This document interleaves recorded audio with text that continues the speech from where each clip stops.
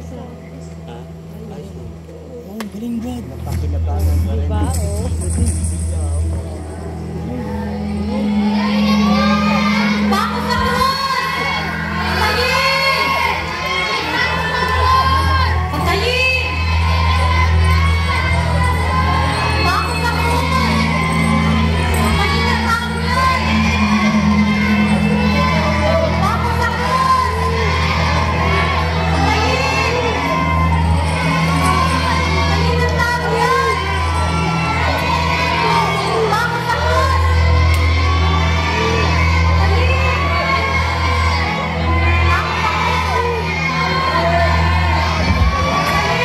Patayin ang tao yan! Patayin ang tao yan! Patayin ang tao yan!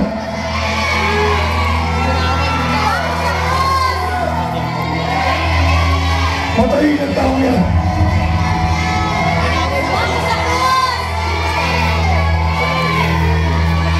Patayin ang tao yan!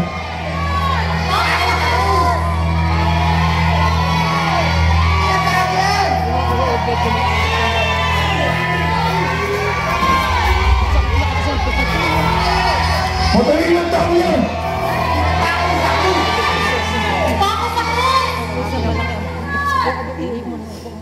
Mamamayan ng Jerusalem, isinasaktan niyo sa akin ang taong ito sa kasalanan, panunulso sa mga tao upang maghimagsik at magkagulo ang buong bayan. Ngayon, siniyasat ko siya sa harapan ninyo at napatunayan ko hindi sapat ang inyong mga parada laban sa kanya upang siya'y ipapapatay. Ngayon dito ay walang makilang kasalanan, kaya ipinabalik niya sa akin. Hindi siya dapat hatulan ng kamatayan sapagkat wala siyang kasalanan. Kaya ipahahagupin ko lamang siya at saka palalayain. Patayin ang tao yan!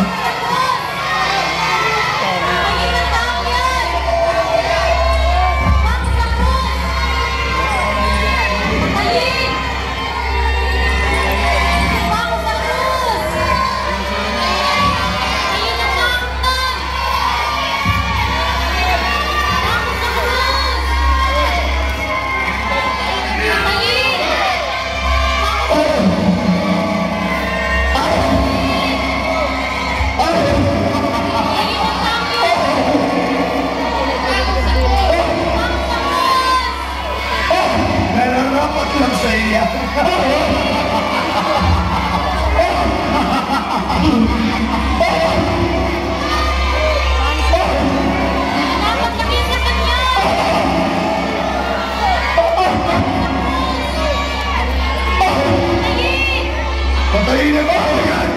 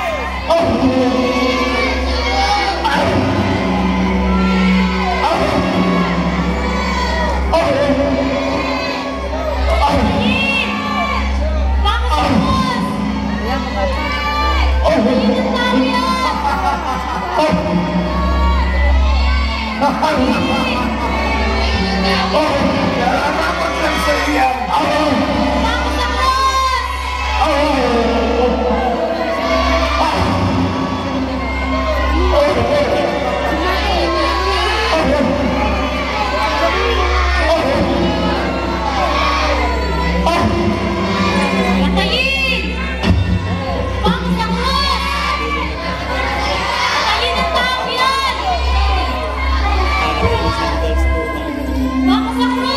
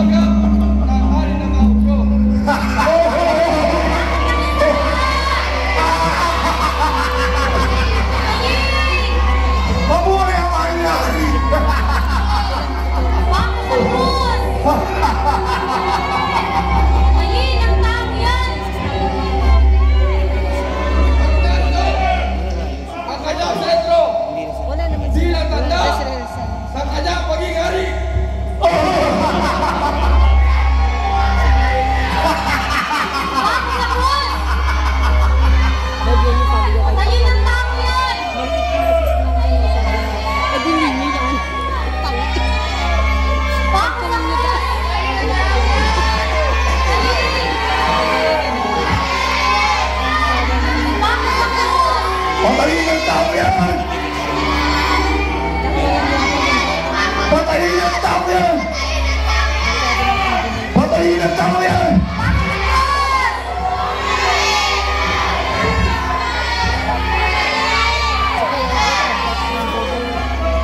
Patayin ang tao yan! Dapat siyang mamatay!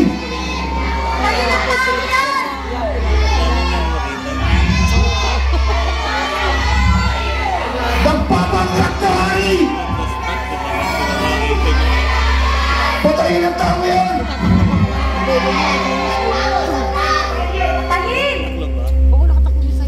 Wala akong makita ang kasalanan. Ang tao ito, ngunit, ayon sa inyong kagulian, ako ay magpapalaya ng isang bilanggo tuwing pista ng Pasko. Ilabas si Barabas. Si Barabas. Si Barabas. Si Barabas. Palayain mo si Barabas. Palayain mo si Barabas. Barabas. Si Barabas. Si Barabas. Si Barabas.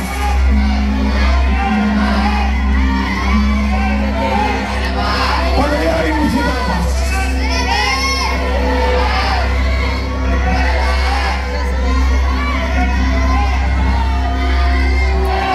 Palayain mo si Barabas.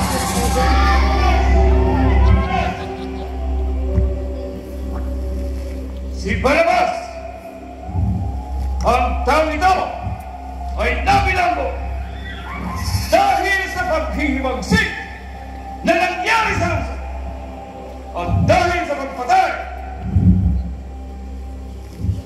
Si Jesus na tinatawag ng Kristo ay walang kasalanan. Sino sa dalawa ang ibig ninyong palayain ko? Palayain si Barabas. Palayain si Barabas. Palayain si Barabas. Palayain si Barabas. Barabas. Palayain mo si Barabas. Si Barabas. Barabas. Si Barabas. Barabas. Palayain mo si Barabas. Palayain si Barabas. Palayain si Barabas.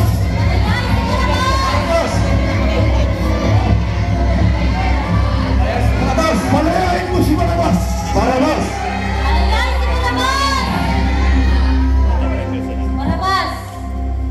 Kung gayon, anong gagawin ko kay Jesus na tinatawag ng Kristo? Patayin. Ipako sa krus. Ipako sa krus. Sino ba niya masama? Wala akong makitang dahilan upang siya ay mamatay. Dapat mo lang siya palayain. Sandali, kamahalan. Kung palalayain mong taong yan, hindi ka kaibigan ng Cesar. Kung ngayon, ang inyong kagustuhan, kayo ang humadol at magparusa sa kanya. Ipasok niya sa krus kung iyan ang iyong nais. Palayain si Barabas.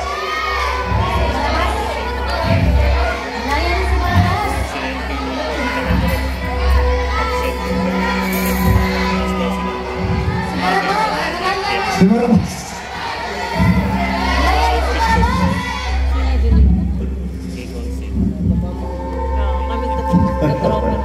Wala akong pananagutan sa kamatayan ng tao ito.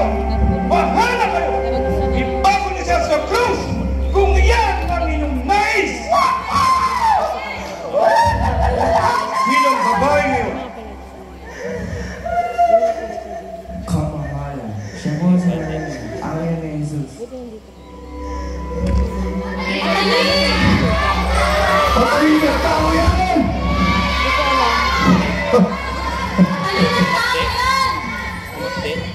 Hindi ko magatan.